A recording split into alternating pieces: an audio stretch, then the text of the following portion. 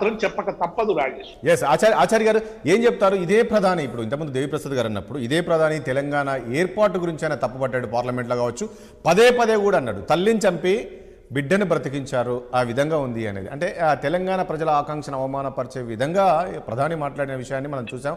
ఈరోజు మీరు ఏ రకంగా ప్రశ్నిస్తారు? ఇప్పుడు మేము ప్రశ్నించడానికి అనేక కారణాలు ఉన్నాయి. ఎందుకంటే మేము ప్రశ్నించిన దానికంటే ముందే పిసిసి అధ్యక్షుడే ప్రశ్నించిండు, ఈమె దేవత కాదు బలిదేవత అని. మేము ప్రశ్నించింది కాదు, అది ఆ పార్టీ అధ్యక్షునిగా ఉన్నటువంటి ముఖ్యమంత్రి ఉన్నటువంటి వ్యక్తి ప్రశ్నించింది. వాళ్ళ దేవిప్రసాద్ గారు అనేక విషయాలు నిజాలని చెప్పిండు, కానీ కొన్ని నిజాలను దాచిండు. ఎందుకంటే ఉద్యమ క్రమంలో 69లో కావచ్చు, ఆ క్రమంలో అప్పుడు ఉన్నటువంటిది కాంగ్రెస్ పార్టీ. ఆనాడు ఆత్మహత్యలు చేసుకున్న దానికన్నా హత్యలు చేసిందే ఎక్కువ. ఆత్మహత్యలు చేసుకోలే, ప్రభుత్వమే హత్య చేసింది. ఆనాడు ఉన్నటువంటి ప్రభుత్వం కాంగ్రెస్ పార్టీ ప్రభుత్వం. ఆ నిజాన్ని చెప్పాల్సినటువంటి అవసరం ఉంది. రెండో మలిదశ ఉద్యమంలో ఈ కాంగ్రెస్ పార్టీ మొదలు డిక్లేర్ చేసింది, తర్వాత కాలయాపన చేసింది. ఆ కాలయాపన క్రమంలోనే అనేక మంది తెలంగాణ ఉద్యమకారులు ఆత్మహత్యలు చేసుకున్నారు. ఆ ఆత్మహత్యల పరంపర కొనసాగుతున్నటువంటి క్రమంలో చివరి క్రమం దాకా తీసుకొచ్చిర్రు. ఏదైతే మొదటిసారి 3 రాష్ట్రాలు ఇచ్చినప్పుడు ఆంధ్రప్రదేశ్లో ఉన్నటువంటి టీడీపీ పార్టీ కావచ్చు, కాంగ్రెస్ పార్టీ కావచ్చు, ఆనాడు బహిరంగంగా జాతీయ పార్టీ కాంగ్రెస్ పార్టీ మీరు తెలంగాణది కూడా బిల్లు పెట్టండి, మేము సపోర్ట్ చేస్తామని చెప్పి ఆ రోజు చెప్పలే. చెప్పినటువంటి ఆధారాలు ఏమన్నా ఉంటే చూపించాలి, పెద్దలు చూపించలేదు. ఆ రోజు ఉన్నటువంటి పరిస్థితులలో 3 రాష్ట్రాలు చేసిండ్రు. ఏ రాష్ట్రంలో కూడా ఒక వ్యక్తి చనిపోలేదు. ఆ రోజు ఎలాంటి ఘర్షణలు లేవు, శాంతియుతంగా 3 రాష్ట్రాలు ఏర్పడ్డాయి. విడిపోయినటువంటివి ప్రశాంతంగా ఉన్నాయి, ఏర్పడ్డాయి ప్రశాంతంగా ఉన్నాయని ఆ విషయాన్ని ప్రధానమంత్రి ఉటంకించింది. కానీ తెలంగాణని ఇవ్వద్దని ఎక్కడ కూడా చెప్పలేదు. ఇచ్చిన క్రమాన్ని కొద్దిగా జరిగినటువంటి ప్రక్రియ మీద వారు ఆరోపణ చేసిండ్రు, ఆక్షేపణ చేసిండ్రు తప్ప తెలంగాణని ఇవ్వడం తప్ప అని చెప్పి ఎప్పుడు కూడా అనలేదు. ఇవాళ నేను కూడా దేవిప్రసాద్ గారు చెప్పినట్టు ఆమె దయ్యం అని చెప్పి నేను అనను. కానీ ఆచార్య గారు తెలంగాణ ఉద్యమ సమయంలో మనం చూసాం, తొలి 2వ దశ ఉద్యమంలో చూసాం. కానీ కాంగ్రెస్ పార్టీ ఆ రోజుల్లో ఏ రకంగా ఉందో తెలుసు. కానీ పార్టీ పరంగా నష్టపోతామని తెలిసి కూడా ఈరోజు తెలంగాణ ఇచ్చారు కదా సోనియా గాంధీ.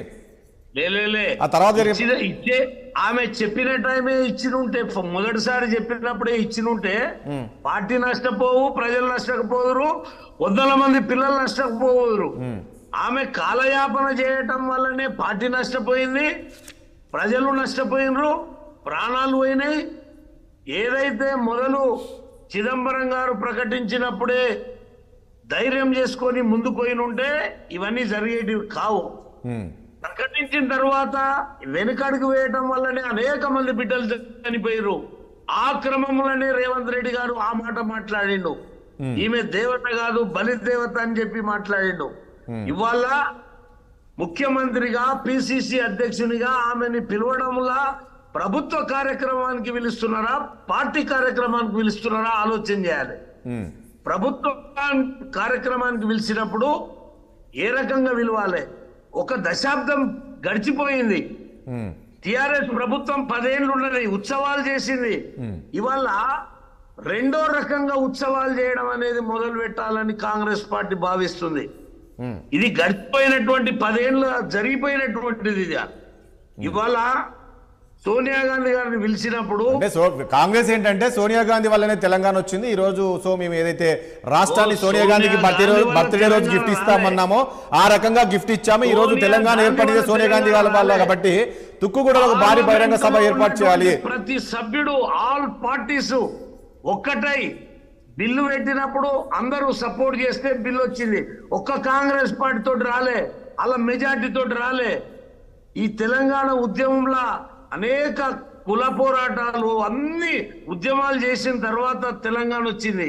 ఇవాళ ఆమెని పిలవడం మేము తప్పు పడతలేం. నీ కాంగ్రెస్ పార్టీ మీటింగ్ పెట్టుకొని పిలవండి, తప్పు లేదు. ప్రభుత్వ పరంగా ఆమెను పిలవడం తప్పు అవుతుంది.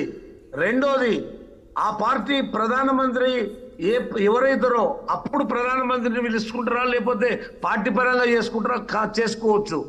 కానీ ఇవాళ ఆ సన్నివేశం కూడా మేము చూడాలనుకుంటున్నాం. ఆనాడు బలిదేవత అన్నాడు కదా, ఇవాళ ఏ దేవత అంటాడు? రైట్. ఇదే ముఖ్యమంత్రి భారతమాత భారతమాత అంటున్నారు. భారతమాతకు భర్త ఎవరని అడిగిన వాళ్ళు ఉన్నారు. ఇవాళ ఈమె తెలంగాణ దేవత ఎట్లయితుంది? రైట్. నిజంగా కూడా తెలంగాణ 3 రాష్ట్రాలు వాజ్పేయి గారు ఇస్తే ఆ రాష్ట్రాలకు ప్రధానమంత్రి గారు ఏమైతారు? అది కాదు కదా. ప్రజాస్వామ్యయుతంలో ఆమె పాత్ర ఏంది? కాంగ్రెస్ పార్టీ అధ్యక్షురాలు ఉండొచ్చు. అవును, ఆ రోజు మాట ఇచ్చింది కదా, తెలంగాణ ప్రజల ఆకాంక్ష నెరవేరుస్తాను సందర్భంలో ఇచ్చినాం కదా. ఓకే. కాబట్టి ఈ ఒక్కొక్క సందర్భంలో ఒక్కొక్క రకంగా మాట్లాడినప్పుడు ఇవాళ అన్ని ప్రశ్నలు వస్తాయి. ఓకే. ఇవాళ మాట్లాడినటువంటి వాళ్ళు మాట్లాడినప్పుడు అన్ని సమస్యలు కూడా వస్తాయి వేదిక పైన. కాబట్టి దానికి జవాబు ఏం చెప్తారో ఆ ముఖ్యమంత్రి చెప్పాలి. రైట్. ఒక నిమిషం అండి. ఎస్, శోభారాణి గారు, గుడ్ మార్నింగ్ అండి. శోభారాణి గారు ఏం చెప్తారు? ఇటు దేవిప్రసాద్ కామెంట్స్ కావచ్చు, ఇటు ఆచార్య కామెంట్స్ కావచ్చు. నిజంగా క్షమాపణ చెప్పాల్సిన అవసరం ఉందంటారా ముఖ్యమంత్రి?